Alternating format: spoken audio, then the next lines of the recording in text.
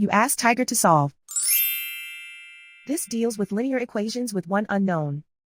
The final result is h equals -36/5. Let's solve it step by step. Group all constants on the right side of the equation. Add 36 to both sides. Simplify the arithmetic.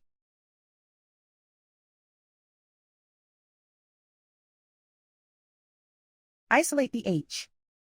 Divide both sides by -5. Cancel out the negatives. Simplify the fraction. Move the negative sign from the denominator to the numerator. And so the final result is h equals -36/5.